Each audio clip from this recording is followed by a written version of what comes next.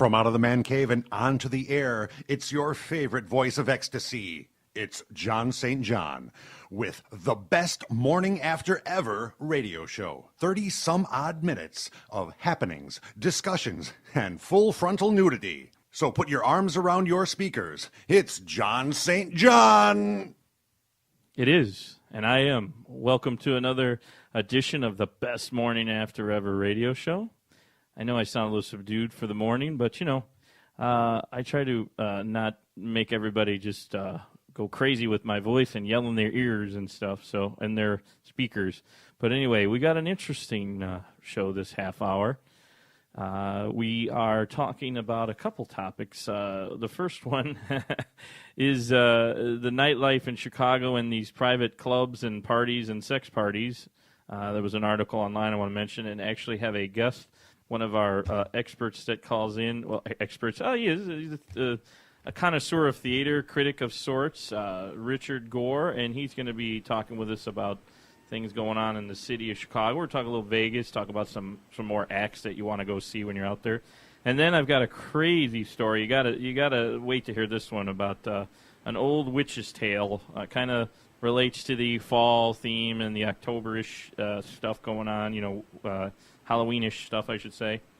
And then I got an interesting article, if we have enough time, talking about a newest trend of the sex trafficking and massage parlors. So why don't we jump right into it? I think we have our guest for the evening on the line. We have Richard Gore. Are you there?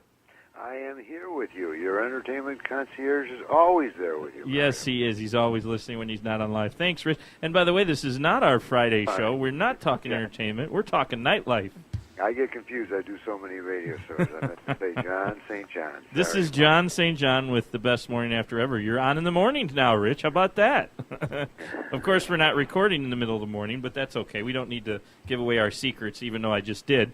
But, yeah, I want to just jump right into it. A couple articles were in the news about the latest craze out there. Well, it's really not the latest craze, but all of these private clubs and private parties where there's all kinds of good stuff going on behind the scenes, couples sharing couples and swinging, like kind of the sex party thing. And I don't know what you can enlighten us on. I understand you've had some associations you've been involved with, and you also had a restaurant in the city, so you kind of can tell me a little bit about what you know.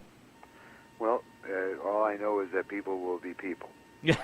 I love it. People will be people. We're born to fornicate. Is that right, Rich? Yes. Otherwise, we wouldn't be here. We wouldn't be here, right? Yep. I wouldn't be here. You wouldn't be here. It's the way it is.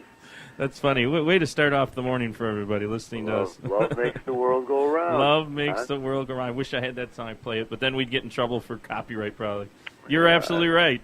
So anyway, I know it seems a little odd to be talking with our, you do our segment on other shows, and we talk mostly theater, but I wanted to get into kind of the nightlife again and some of these crazy parties. And even in Vegas, I mean, there's a ton of shows you can see out there alone. We're not even talking Chicago now we're talking Vegas shows we could bring up. But the first thing I want to do is tell me a little bit about your nightlife experiences with Chicago, and I guess you had a restaurant at one point. Did you have a private room?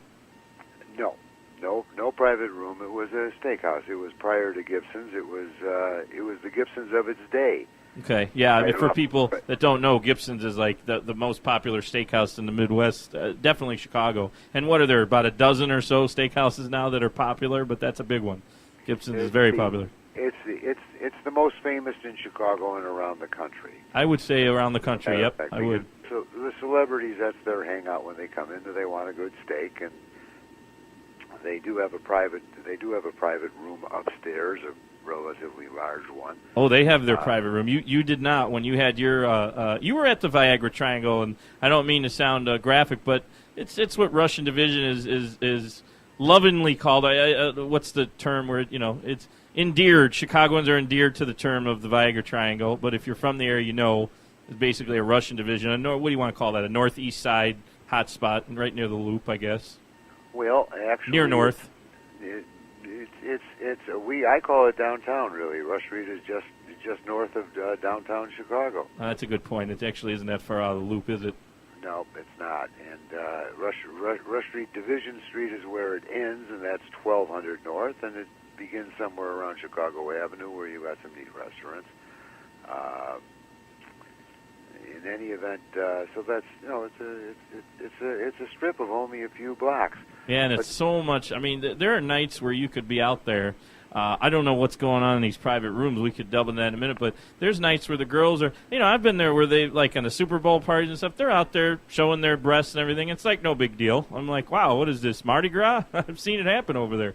So I don't know how popular that was back in the day when you had your own steakhouse, if they were flashing you out the window or not. No, not a lot of nudity. Not a lot of nudity. That was back in the days of Mr. Kelly. That was the hot spot on Rush Street, where all the stars performed.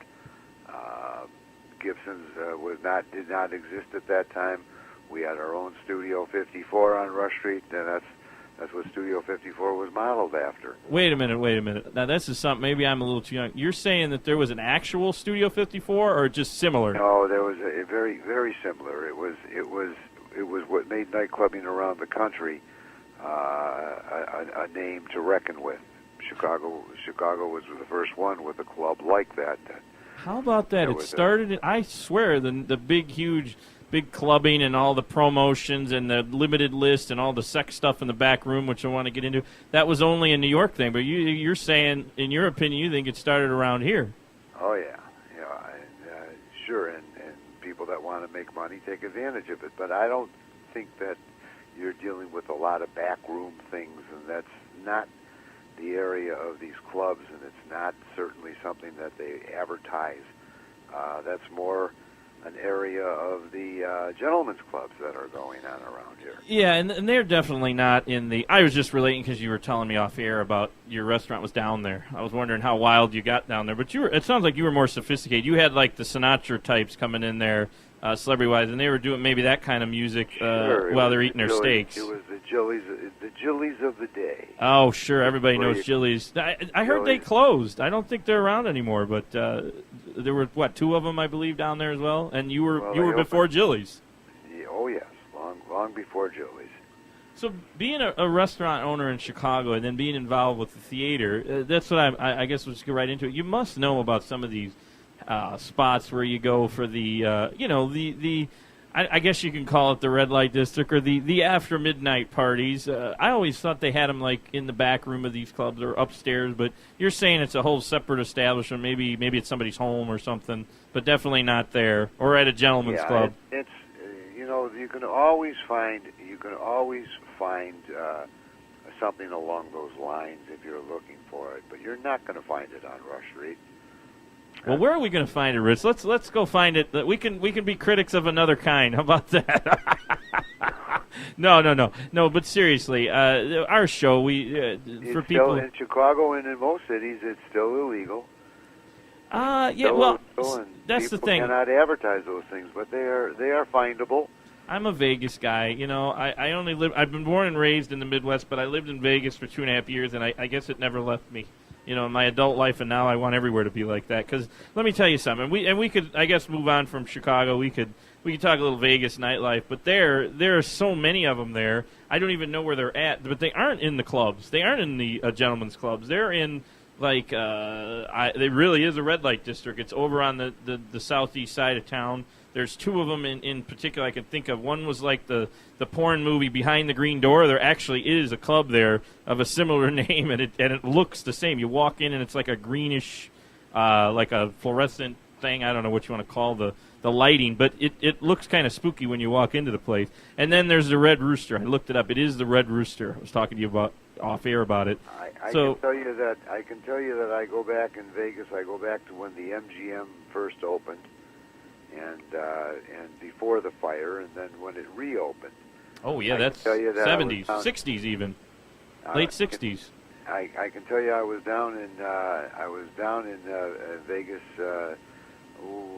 probably a year or two ago, and what's going on there now is like, for example, over at Caesar's Palace, in their pool area, once a week, they'll have 2,000 people that are there to enjoy a social situation.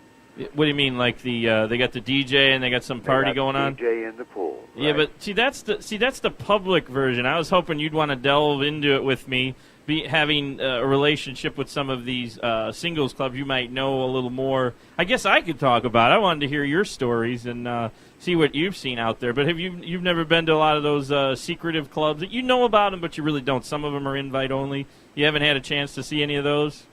Nope, and never was one to participate. Never was a participator. Well, when you're involved with a company that helps, hooking up singles, I thought maybe you might have some really interesting little risque stories, blue if you want to call it stories. All stories about people are blue and risque. I love how you say that. No, that's true. That's true. The matter is, I've always called it connecting. We're connecting, so you don't need to get into the. I'm probing Richard here. Maybe we can move on. We can talk about some of the nightlife. That's okay. In the time that I was doing the events and the parties for the singles community, yeah, I was personally aware of 25, 30 weddings that occurred as a result of it, and that's one of the reasons I got out of it. I stopped doing it. Because wait a minute, they're all getting married. It doesn't help the singles. Married, and I wasn't getting invited to the weddings. Well, now, here's the thing. At the parties themselves, with these events, were they going, they weren't actually engaging in, like, oral sex and stuff. I mean, they weren't getting sexual, were they? That's what I thought maybe. No, I'd like to hear some crazy stories. I always described it as connecting. It's meeting nice people, somebody that you wish to share your life with, okay? Mm-hmm. But sex is such a normal thing that's going to come along with it. If you meet somebody nice and you connect, that's going to come with it. Now, what you do with it, that's your decision. I mean, and I apologize for the show prep. I didn't get into it much. I guess I'm looking to see if maybe you knew of these places that they're actually engaging in where, I don't want to call it swapping, but there's actual acts going on behind the scenes. Like, I know some of these private clubs, the parties get wild. Clothes are coming off. I mean, I've been to some in Vegas. Not necessarily here so much lately, but back in my day in Vegas, I saw stuff I never thought I'd see in public. Let's put it that way. I mean, they're on a swing, but you never got into any of that in Vegas or Chicago. That was, you can go down there. I did the backstage tour of the Jubilee show, by the way, in Vegas just recently. Well, but that's very yeah, of course it's new, but now that's different because that is really a tasteful show. Yeah, they got the big fan dance outfits and the big feather heads, but they're naked. But it's a sensual dance. There's no real sex on stage or anything. But it's funny you brought up Jubilee because that show is one of like the longest running ones in Vegas. I mean that thing's been there I think since the 50s, right? You can tell better than I could. Oh yeah, it's been there for a long time. And this is what I kind of think people that want to hear about. Where do you go and get to see some things that are maybe, not quite you're engaging in the act, but you're suggestive. And that's, I know there's plenty of places here. I was hoping you'd tell me some stories on Russian Division, but whatever. In Vegas, there's plenty of them. And I was wondering if you know of any of them on the Strip. No, the problem with that is that I think really you're looking for trouble. You can get into an awful lot of trouble on a personal level. I'm not talking about getting arrested. I'm talking about getting bounced and tossed and knocked down and beat up. And yeah. No. I've heard stories of that, but I mean, some of them, it's almost like they're looking for trouble when they go to the parties. But it can get pretty intense, I should say. Pretty intense when they absolutely. But anyway, that's enough for the nightlife. If you want to go to a good show, I know you had a couple of things you want to plug in, and I'm going to take a break. What's the most popular show you think out there in Vegas these days? We mentioned Jubilee. That's been there forever. I think it's still at Bally's. I'm not even sure anymore. Terry Feder does a wonderful show out there. He can duplicate almost the sound of any singer. Yeah, I think I know who that is. He was new. I left Vegas in about 7 years ago. I think he had just started. I think he just had a show. Very hot show. Tough to get into. Yeah, I know. You want to see something? You talk about relationships. There is a show right here in Chicago, October the 14th to the 19th. At Men Are from Mars and Women for Venus. It's going to give you an idea of how differently guys view things and gals view things. Yeah. Oh, that's a mainstream. That guy wrote the book and everything. I don't think they get too. 50, just John Gray and his 50 million copies. Yeah, John Gray. I mean, I don't think they. I know it's sold a ton of copies, and I guess people. He's more of a. I don't know if he's a. Would you call him a sex therapist? Nah, he's more of a. No.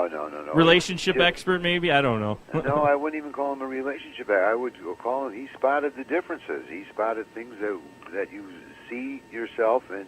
You think that everybody sees the same thing as you do. It's not the way it is.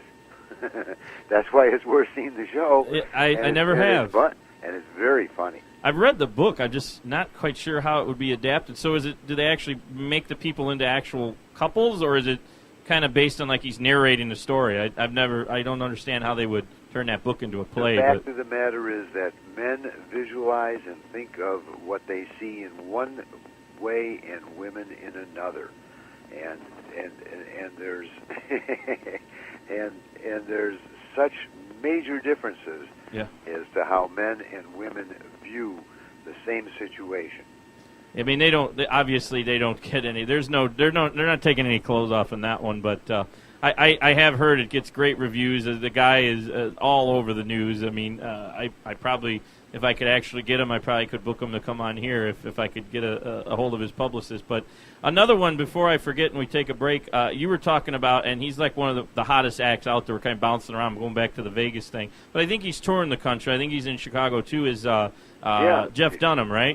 Jeff Dunham was at the Horseshoe Casino on Saturday. Oh, I just missed him. All right, okay. Just missed him. So as we're taping the show for the morning show here, we just missed Jeff Dunham. But he was real big in Vegas. In Vegas. And David Slade was there the night before on Friday. I don't know if he's a Vegas act. I'm not sure. No, but that's interesting because that's the Horseshoe Casino in Indiana. That's only 20 minutes from downtown Chicago. Yeah, it's definitely a hot spot. I love that casino. It's big. And speaking of a back room, but they don't get naked there. But it's a nice, very nice private club there. I really like that. And their buffet. Now we're kind of talking Vegas, talking Chicago. We're mixing it all together. We're going to get to Jeff Dunham in a minute. Before we take our break, I want to talk about him real quick. But along the lines of and here I should get some money for this, huh? The venue is one of the nicest casino venues I've been in a long time. It's just right size. It's not huge. You can still see the stage even if you're way up in the back. And also, I love their buffet. The buffet is the bomb. I don't think I've ever had a better buffet with them. It's a 2,500 square foot theater, and they've had hundreds of wonderful performers there. And then the buffet is fabulous. You got to do the dinner and you got to do the buffet in a show if you're going to go out there. But they've also got a 5-star restaurant called Binion's. You know, Binion's has been there before when it was the old casino. You know, Jack Binion actually owned the Horseshoe and sold it to Caesars Entertainment. Right. And they kept the name. They've got 8 casinos. Caesars Entertainment has 8 casinos in Vegas. I've been to most of them, as a matter of fact. Good segue. Back to Vegas. So Jeff Dunham, isn't he like the #1 performer now in America and also in Vegas? Or maybe that's not Vegas. I forget. Well, for sure he's taken ventriloquism to a new level. By the way, the show was absolutely out of sight. It was flawless. It was funny. He is just terrific. He did a lot of personal stuff and a lot of ad-lib stuff. He even explained and told us about a tour that he had taken to the Emirates and some of the Arab countries with his dummy, Ahmed. Oh, you gotta love Ahmed. Ahmed the terrorist. You know, and I know this isn't. This is definitely a show kind of for all audience, but he gets a little bit blue in his show. I mean, he makes some references, some sexual, and definitely references against the religious. You know, like the whole religious war thing, and all the time. And he's really, really popular. It's kind of a surprise, but I love the guy. He won't do it on any specials. You see, those segments always get cut, but in person, he has no problem in discussing those kind of things, and he's wide open, especially with the other dummy, the old grumpy man. Right? What's his Walter? You gotta love Walter. Walter, I got an interesting story. I actually bumped into him. I was hoping I could interview him on the radio, so I got a little clip of him making a funny voice, and then he told me I couldn't use it. So I'm like, what the hell? I could go into the story a little more, but we're going to take a break. But I actually got to meet him briefly backstage, but he was at the Flamingo, so this is going back a ways. I don't think he goes – he's Caesars, and he's the big rooms now. He doesn't go to Flamingo anymore, I don't think. Yeah, and or maybe he does. I don't know. He's taken he's on tour, and he was on tour last year, and he can. The venue, by the way, is a 2,500 seat theater. So he was out there. He just missed him there. But Vegas is bigger, obviously. Those things are huge. Oh yeah, they've got yes, at the Coliseum. That's major stuff. Yeah. Does he play the Coliseum over at Caesars? I don't know that he's ever played the Coliseum at Caesars. But, I don't think so. But he does big rooms. Love the guy. Gotta love the guy. Anyway, on that note, our time flies, so we're having fun talking about some crazy nightlife stories and getting to know a little bit about Richard. But obviously, we're going to have you on again. You'll talk theater again coming on Friday, and it was great talking with you, Richard. Interesting other side of life that we're dealing with our entertainment concierge, Richard Gore. Okay, let me just say, hey, Obin, and you too, baby. This is Rich, your entertainment concierge, signing off, and until next time, stay warm. I love it. And on that note, we'll be right back after this on the Best Morning After Ever radio show. Fact or fiction? Xfinity is superior, but don't be fooled by Uverse. Xfinity delivers the fastest internet and the best in entertainment. Visit getallthefacts.com to learn more. Or call 708-878-0565 and ask for Mario. Comcast Xfinity, the future of awesome. Bam! Wow! Pow! Chi-Town Ultimate Comic-Con, Saturday, October 11th, presented by Big John's Monster Con, Slocum Hall, 3601 North Milwaukee Avenue, Chicago, Illinois, 60641. See artists, creators, and dealers are welcome. Information, 773-875-7582. I saw Sparks last night. She finally showed me her favorite website. It made my jaw drop at first glance. We had the wildest time together, ordering from the erotic shop, and I'd have to say, thesparkmaker.com lived up to its name.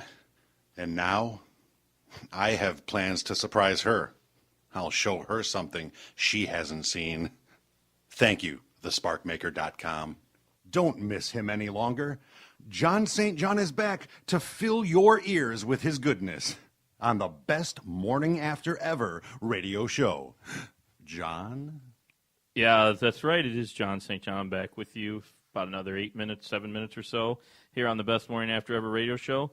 I just had my producer help me out, send me something. Apparently, I thought Jeff Dunham was still number one. It looks like Britney Spears has been leading in Vegas now. She's become one of the top, actually the top grossing show in Vegas these days, which is very interesting. She was just started. She's only been there about a year, I think she opened up. So everybody's got to check out Britney Spears playing the Piece of Me tour at, I guess she's doing Planet Hollywood now. Interesting. So she's over at Planet Hollywood for everybody in Vegas wants to check out a really sexy show. It's Britney, good old Britney Spears. Gotta love her.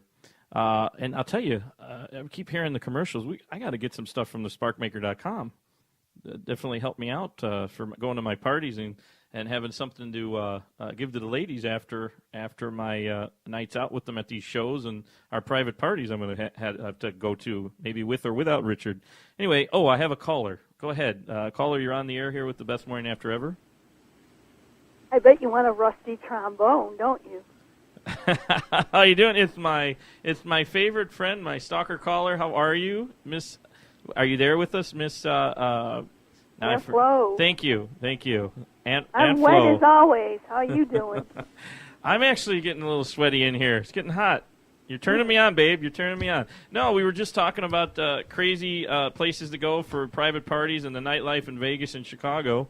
We didn't really go into too much in New York. We talked a little bit about Studio 54. But you ever been to any wild sex parties? No, I haven't. Well, that's a shame, babe. You seem to be pretty kinky. One of these days, I'm actually going to have to meet you. Yeah. It'll be I'm fun up when for we do. You're up for it. I guess I need to be up, literally. Yeah. Get it up. Well, hey, thanks for calling. You take care. Keep listening. All right. You like Vegas shows? Maybe one day we'll go to a Vegas show. Sounds fun. Have a good night, hon. Bye. I think I have another caller, and I've only got a couple minutes left. I wanted to talk about, speaking of sex parties and stuff, there's another big trend that they've been really cracking down on it, but it seems they keep just opening up. It was just in the news not too long ago here about these small little, we're talking about sex parties and private clubs. This is another thing you can go to, I guess, in, I don't know where you go in Chicago. I have to find out. They're basically massages. They're usually run by Asian or Russian population, and basically you get the you get to have the whole deal. You go down there. It's usually about $100. I've seen them advertised, $150, whatever it is, and they actually are offering a full service, as they call full release massage. And for some reason, they keep getting away with it, but they keep getting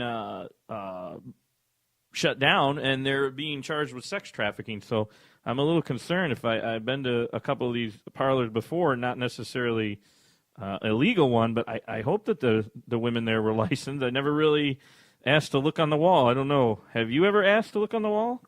Anybody out there when you're going to the massage places? Anyway, in the remaining moments, we're talking a little bit about what people think about going to these clubs. And I'll tell you, I could really use a massage. But the truth is, I want a real massage. I want an actual, full body with rubbing in there. I forget what they call it, shiatsu or Asian massage, we'll call it. But, I guess you never know what you're going to get when you go to these places. But it was just in the news again. They just got shut down. And unfortunately, the girls working at the places are only like 16 and 17 years old. I was like, whoa. I mean, I don't think the woman I met the time I had my massage was 17. This was in Vegas, so a lot more things are legal. I don't know. I mean, I've had a few massages in my day. Let's just put it that way. And they do sometimes get naked, or they'll take their top off. It's kind of weird. But that doesn't mean they'll actually do any sex act with you. So I don't know how these ones in Chicago are getting shut down.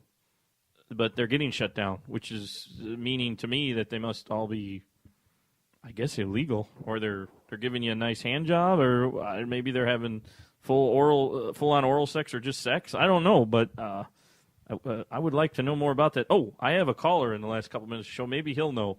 Hey, caller, you're on the air. You know anything about massage parlors that I could go to with the Asians and where you actually get the full massage? You know anything about that? Yeah, hey, John St. John. How you doing? Welcome to the Best Morning After Ever radio show. Thank you for having me. I'm very honored to be here. Sex is what I love to talk about, and I love to think about it when I masturbate, too. So what was the I think question? we all want to think about that when we're masturbating. But, hey, I got a question for you. Have you ever been to a professional massage or one run by a lady who maybe isn't so professional, of the Asian origin? Yeah, I used to go to the one that was the Peking Spa in East Chicago, Indiana. That was a great spa where they would actually shower you, dry you off, and then they'd start giving you a blowjob, and it would lead into full intercourse. Whoa, back up. You got to get a little more descriptive. So do they give you an actual, do they rub you down, your breast, they rub their breast on you? Do they get naked? You got to get into it a little more. You can't just It's breeze really through funny that. because when you get there, there's a security guard, this heavy-set older black guy, and you knew he knew what was up, but he always played it off like he was just, like he always played this act like he didn't know what was going on, and he was always sitting in the front window eating a sandwich. And it was really funny because then he would open up the door, let you in and greet you, and then he would open up another door. You go in that door, and then all of a sudden you're inside this really dim-lit Asian spa, and this old lady comes and greets you, and she leads you to a room far down the hallway, and then they close the door, and then when the door opens 5 minutes later, it's a really hot Korean woman. If you don't like the Korean woman that you get, you can request another one, but they don't let you pick I'm getting and choose excited like right now. I'm getting excited right now. Where is this? Is it open still? Can I go there? No, I'm in Chicago. They got shut down because, from what I had heard, they started drug trafficking, and then the police of East Chicago, Indiana, were in on this. They knew about this place for years, and nothing was done about it. No one cared. But once the drug trafficking started, I guess it started bringing more drugs into their town, which brought with it violence. And start causing more crime. So then eventually they shut it down. You don't know of any other places you can go, do you, Call? In our last 30 seconds, you got any other suggestions? Because I'm really wanting a massage. I saw the story. There's a place out by Chicago Ridge that my good friend Mario always tells me about. And then there's a couple places on the north side that have, out by O'Hare area in Rosemont, there's some places they have Russians and Asians. Man, I'll tell you what, hold on. We're going to talk to this caller off the air, but we're actually getting close here to signing off again. So on that note, very interesting. I guess we could talk about the sex parties and the massage parlors a lot more, but we had 30 minutes, and that's what we got. So we'll move on to the next topic for another show, and I'll be excited for the rest of the morning. Everybody take care.